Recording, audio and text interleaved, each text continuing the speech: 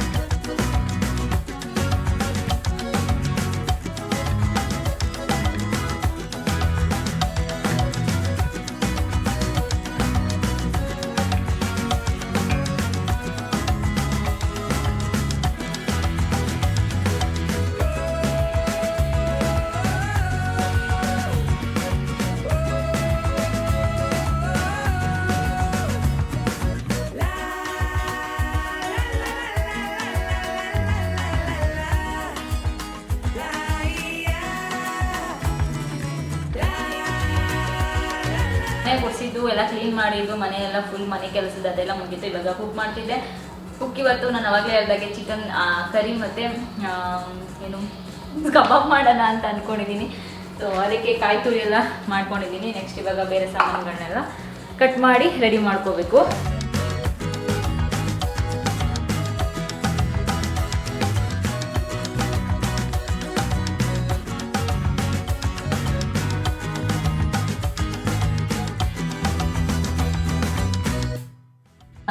So masala ಎಲ್ಲ ready ಮಾಡ್ಕೊಂಡಿದ್ದಾಯಿತು. ನಾನೇನು ಮಾಡಿದೆ ಅಂದರೆ ಮಸಾಲಾಗೆಲ್ಲ ಸ್ವಲ್ಪ ರೆಡಿ ಮಾಡ್ಕೊಂಡ್ಬಿಟ್ಟು ಅದನ್ನು ಬಿಸಿ ಮಾಡಿಕೊಂಡೆ. ತುಂಬ ಚೆನ್ನಾಗಾಗುತ್ತೆ ಸಾಂಬಾರು. ಸೊ ಇವಾಗ ಸ್ವಲ್ಪ ಎಣ್ಣೆ ಹಾಕ್ಕೊಂಡು ಚಿಕನ್ ಎಲ್ಲ ಹುರ್ಕೊಂಡು ಸಾಂಬಾರು ಮಾಡೋದು ಅಷ್ಟೇ.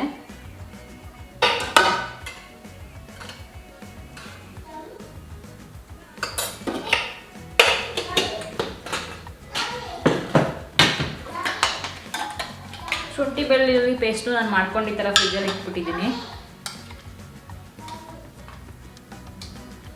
ಸೊ ಇದು ಚೆನ್ನಾಗಿದೆ, ಇದು ಬಾಕ್ಸ್.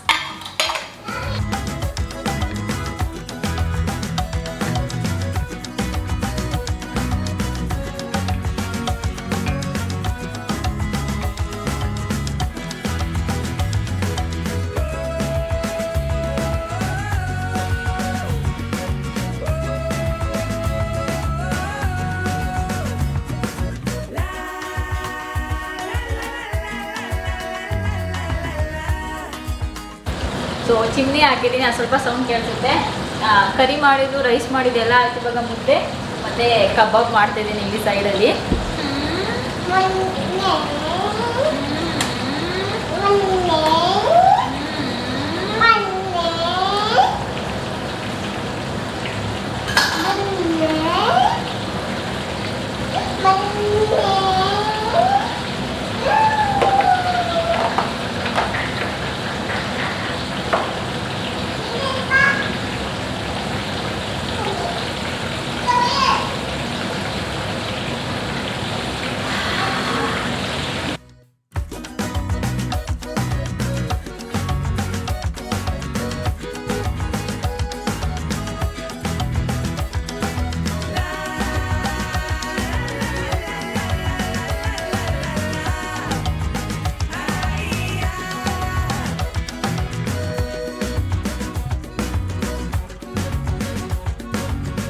ಸೊ ಎಲ್ಲ ರೆಡಿ ಆಯಿತು, ಇವಾಗ ಊಟ ಮಾಡಬೇಕು.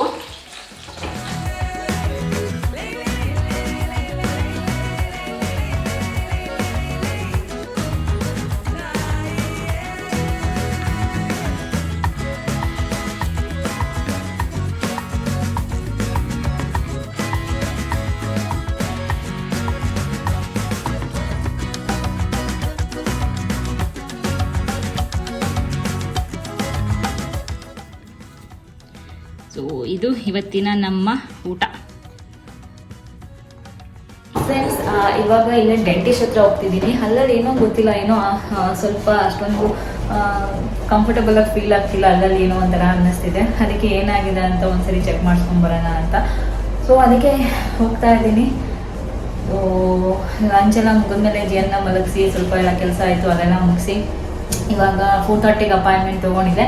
ಸೊ ಅದಕ್ಕೆ ಇವಾಗ ಹೋಗ್ತಾ ಇದ್ದೀನಿ. ಮನೆ ಹತ್ರನೇ ಇದೆ, ಇಲ್ಲೇ ನಮ್ಮದು ಗೇಟ್ ಹೊರಗಡೆ ಹೋದರೆ ಅಲ್ಲೇ ಸಿಗುತ್ತೆ. ಅಪಾಯಿಂಟ್ಮೆಂಟ್ ನೆನ್ನೆ ತೊಗೊಂಡಿದ್ದೆ 4:30ಗೆ. ಸೊ ಆಲ್ರೆಡಿ 4:20 ಆಗಿದೆ. ಹೋಗ್ತಿದ್ದೀನಿ ಇವಾಗ ಫ್ರೆಂಡ್ಸ್. ಸೊ ಹಾಸ್ಪಿಟಲ್ಗೆ ಹೋಗಿ ಬಂದೆ. ಇವಾಗ ಟೀ ಮಾಡ್ತೀವಿ. ಹೋಗಿ ಬಂದುಬಿಟ್ಟು ಡ್ರೆಸ್ ಚೇಂಜ್ ಮಾಡಿ ಸ್ನಾನ ಎಲ್ಲ ಮಾಡಿ ಎಲ್ಲ ಮುಗಿಸಿ ಇವಾಗ ಟೀ ಮಾಡ್ತಿದ್ದೆ.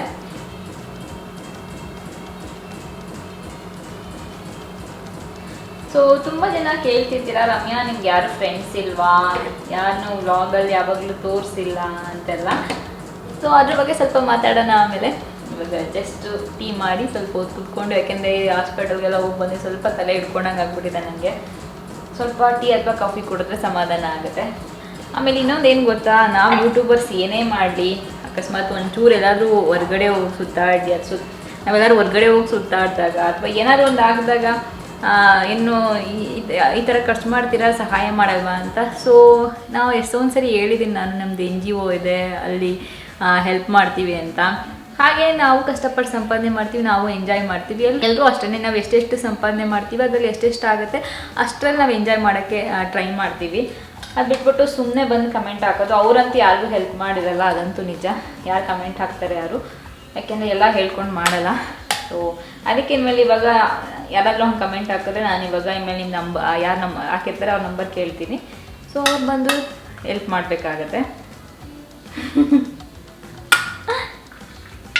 ಅಲ್ವಾ ಫ್ರೆಂಡ್ಸ್. ಊಟ ಎಲ್ಲ ಆಯಿತು, ಮಲ್ಕೋಬೇಕು. ಮಲ್ಕೊಳ್ಳೋದಕ್ಕಿಂತ ಮುಂಚೆ ನಾನು ಆವಾಗಲೇ ಹೇಳಿದ್ದೆ. ಸೊ ನಾನು ನಿಮಗೆ ಯಾಕೆ ನಾನು ಜಾಸ್ತಿ ಯಾರ ಜೊತೆನೂ ಫ್ರೆಂಡ್ಸ್ ಜೊತೆ ವ್ಲಾಗ್ ಮಾಡಲ್ಲ, ಯಾರು ನನಗೆ ಫ್ರೆಂಡ್ಸ್ ಇಲ್ವಾ ನೀವು ಕೇಳ್ದಂಗೆ ಅಂತ. ಸೊ ಫ್ರೆಂಡ್ಸು ಇದ್ದಾರೆ, ಬಟ್ ಜಾಸ್ತಿ ಅಷ್ಟೊಂದೆಲ್ಲ ಇಲ್ಲ. ಜಸ್ಟ್ ಹಾಯ್ ಬಾಯ್ ಫ್ರೆಂಡ್ಸು, ಇಲ್ಲ ವಾಟ್ಸಪ್ಪಲ್ಲಿ ಹಾಯ್ ಆ ಥರ. ಮತ್ತು ಏನಾದರೂ ಇದ್ದರೆ ಬರ್ಡೇಲಿ ವಿಶ್ ಮಾಡೋದು ಆ ಥರ ಜಾಸ್ತಿ. ಎಲ್ಲರೂ ಬ್ಯುಸಿ ಇರ್ತಾರೆ ಅವ್ರದ್ದೇ ಲೈಫಲ್ಲಿ. ಸೊ ನಾವು ಬ್ಯುಸಿ ಇರ್ತೀವಿ, ಅದರಿಂದ ಜಾಸ್ತಿ ಮೀಟ್ ಮಾಡೋದು ಅದೆಲ್ಲ ಕಡಿಮೆನೇ. ಅದು ಬಿಟ್ಟರೆ ಆಮೇಲೆ